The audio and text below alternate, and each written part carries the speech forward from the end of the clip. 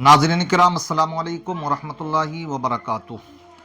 हल्द्वानी के ताल्लुक़ से बहुत से लोग फ़िक्रमंद हैं और ये जानना चाहते हैं कि इस वक्त हल्द्वानी के क्या हालात हैं। तो देखिए, हम बतला दें, आज हल्द्वानी में जो हिंसा हुई है उसको 7वां दिन है। आज जुमेरात है, जुमेरात ही के दिन शाम में ये हिंसा हुई थी। तो आज 7 दिन हो चुके हैं। इस वक्त क्या हालात हैं हल्द्वानी के, तो मैं आपको बतलाता चलूं कि हल्द्वानी में जहां पर ये फसादात हुए थे तो वहां पर अभी भी कर्फ्यू लगा हुआ है। मगर आज जो सातवां दिन है ये, तो आज जो है अल्हम्दुलिल्लाह प्रशासन ने कुछ ढील दी है। अब उन्होंने इसको कई भागों में बांटा है इलाकों को। तो कुछ क्षेत्रों में 2 घंटे की ढील दी गई थी कर्फ्यू में, और कुछ जगहों पर सुबह 9 बजे से 4 बजे तक, कुछ जगहों पर 9 से 11 तक। तो इस अंदाज में भी छूट मिल रही है और ये एक अच्छी पहल है, होना भी चाहिए, क्योंकि काफ़ी वक्त हो चुका। वरना होता यह है कि ज़्यादातर मामलात ये होते हैं कि इंसान, कहते ही नहीं, बड़े बुजुर्गों की कहावत है कि खाली खोपड़ी शैतान का घर। तो इंसान कुछ ना कुछ अपने सोचता है, कुछ ना कुछ खुराफात करता।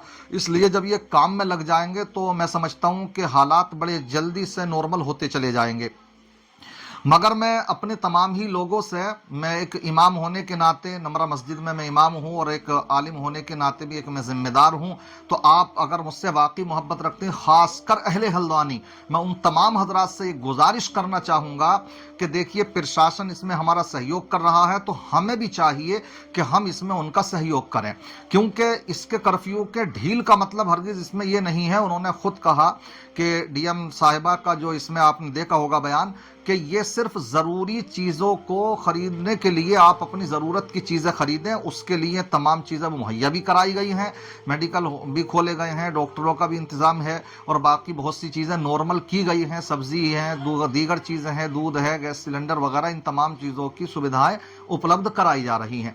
तो इसमें इसका मतलब हरगिज़ ये नहीं है कि यहाँ से उधर जा सकते हैं आप या उधर से इधर, बस ज़रूरत की चीज़ें आप खरीद सकते हैं। तो इसमें अगर आप शांति बनाए रखेंगे तो इंशाअल्लाह उम्मीद है कि बहुत जल्दी हालात नॉर्मल होते चले जाएंगे। तो मैं आप तमाम ही हजरात से गुजारिश करता हूं कि पूरा इसमें सहयोग करें। साथ ही साथ मैं अपने प्रशासन से भी कुछ बातें करना चाहूँगा, अगर ये मेरी बात वहाँ तक पहुँचती है। बात यह है कि कुछ जगहों से खबरें, मैं अफवाहों पर नहीं जा रहा, बल्कि कई लोगों से बातें हुई हैं इस तरीके की कि वो देखिए, जो भी इसमें दोषी लोग हैं उनके खिलाफ उनकी कार्रवाई जारी है, तो वो उनको करें, उनको उठाएं, जिसको भी वो उठाना चाहते हैं, जो वाकई मुजरिम हैं तो उनको उठाएं। वो कौन देगा उनका साथ इसमें। लेकिन हो ये रहा है, कुछ जगहों पर खबरें ये मिली हैं कि इस अंदाज में भी मामला हुआ कि जो गिरफ्तारी के लिए जा रहे हैं तो दरवाजे तोड़ रहे हैं, एलसीडियां तोड़ दी गई, वॉशिंग मशीन तोड़ दी गई, इसी तरीके से फ्रिज तोड़ दिए गए। तो ये गलत है, ये निंदनीय है उनका मामला। अगर वो इस तरह का कोई कदम उठा रहे हैं प्रशासन के लोग जो गिरफ्तारी करने के लिए आ रहे हैं, तो ये काबिल मजम्मत है। हम ये मुतालबा करते हैं कि आप अपने मुजरिमों को पकड़िए, मगर किसी भी तरीके से कहीं भी जाकर के किसी के घर में तोड़ फोड़ करना या उनको मारना, ये नहीं होना चाहिए। खास करके लेडीज के ऊपर हाथ उठाना, डंडा चलाना, ये गलत होगा। देखिए, जो कसूरवार हैं, जो भी अदालत उनको सजा देगी वो उनको सजा दे, लेकिन हम उनका कोई सहयोग नहीं करना चाहते जो मुजरिम हैं। लेकिन यही कहेंगे कि बेकसूर इसमें ना फंसें। और साथ ही साथ मैं यही कहूँगा कि बहुत सी अफवाहें भी चल रही हैं। अफवाहें खास करके इसमें मीडिया ने भी बहुत सा, इसको जो माहौल था इसको सांप्रदायिक रूप देने की कोशिश की कि शायद ये हिंदू मुस्लिम का कोई मसला झगड़ा हुआ हैगा, हिंसा हुई है। तो मैं बतला दूं, ऐसा कुछ नहीं हैगा। ये जो मामला था ये शासन प्रशासन का मामला है, यहाँ पर हिंदू मुस्लिम का कोई नहीं हैगा मामला। और इसके ताल्लुक से बल्कि मैं चाहूँगा कि ये मेरी बात और भी पुख्ता हो जाएगी कि यहाँ पर श्री अभिनव कुमार पुलिस महानिदेशक उत्तराखंड महोदय ने एक अपील भी की है कि इन अफवाहों पर कोई भी तवज्जो ना दे, कि जो इस तरह की मीडिया ने भी कोशिश की थी इसको सांप्रदायिक रूप देने की, तो ऐसा कुछ नहीं है। बल्कि मामला यहाँ पर क्या है आप खुद इनकी जबानी सुन सकते हैं। बहरहाल ऐसा कुछ नहीं है। देखिए, आप इस वीडियो को सुने थोड़ा। तो उनको भी बताया गया कि इसको कोई भी लोग इसको कम्युनल टिंज ना दें, इसका कोई, इस चीज़ से कोई मतलब नहीं है, नंबर 1। नंबर 2 कि चूंकि जिस तरह से वो घटना हुई थी और पुलिस पे, प्रशासन की टीम पे हमला किया गया था, तो ये इस चीज़ को हम बहुत गंभीरता से लेते हैं। और इसमें हमने 3 FIRs रजिस्टर की हैं और उन FIRs में हम प्रॉपरली साइंटिफिक एविडेंस कलेक्ट करके इसमें जो भी दोषी लोग हम इन्वेस्टिगेशन में आते हैं उनके खिलाफ हम कार्रवाई करेंगे। और उस पर मैंने उनको ये भी एश्योर किया कि ये बिल्कुल दिमाग से ख्याल निकाल दें कि हम पुलिस इसमें किसी इनोसेंट लोगों को, किसी तरह से इनोसेंट लोगों को फंसाएगी या कोई ज्यादती करेगी। हम जो भी कार्रवाई करेंगे लॉफुल एक्शन लेंगे, लेकिन इस प्रकार की अफवाहों पर वो ध्यान ना दें। बात सही कही है और ऐसा है भी, सुनने में भी आया कि गिरफ्तारियां तो काफी लोगों की हुई लेकिन उसमें छोड़ भी दिया गया है। तो जो बात इन्होंने कही है बात सही है। गोदी मीडिया पर ना जाएं जो कि इसको एक सांप्रदायिक रूप देने की कोशिश करते हैं। हिंदू मुस्लिम कोई ऐसा मसला नहीं हुआ था, यहाँ पर हो गया, उसकी हम निंदा करते हैं जो हो गया, जो कभी हल्द्वानी में नहीं हुआ। हमें अफसोस भी है, प्रशासन को भी अफसोस है, यहाँ के लोगों को भी कि आखिर ये हो कैसे गया। यहाँ तो बड़े मेल मोहब्बत के साथ में रहते हैं, आवाम भी उनको सहयोग करती है, प्रशासन भी सहयोग करता है।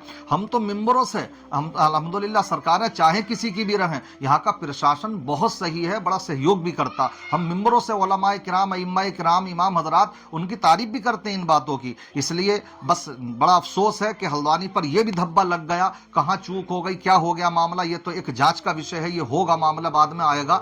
बहरहाल दुआ करें तमाम हजरात के जल्द से जल्द हल्द्वानी के हालात नॉर्मल हों।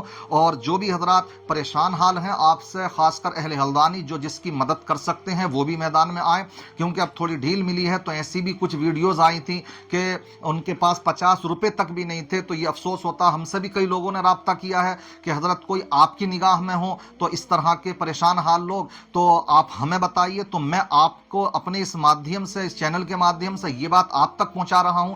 अगर आप में से कोई परेशान हाल हो तो मुझसे राब्ता कर लें, इंशाअल्लाह उनकी हत्तल मकदूर मदद भी की जाएगी। अहले हल्द्वानी भी मदद करने के लिए तैयार हैं और बाहर के लोग भी। और हमने देखा कि सिटी मजिस्ट्रेट साहिबा तो घूम घूम कर कल उन्होंने वीडियो भी दिखाई इस तरह से कि बड़ा सहयोग कर रही हैं। तो हमें भी चाहिए कि पुलिस का पूरा पूरा हम प्रशासन का सहयोग करें। इंशाअल्लाह जब हम आप अमन सुकून बनाए रखेंगे तो हमें उम्मीद है कि बहुत जल्द इंशाअल्लाह हल्द्वानी अपने पहले की पटरी पर उतर आएगी और बहुत जल्दी नॉर्मल हालात हो जाएंगे। दुआ करें जो भी जख्मी हैं, परेशान हाल हैं, अल्लाह ताला सबके जख्मों को दूर फरमाए और तमाम को सेहत और सलामती की ज़िंदगी अता फरमाए।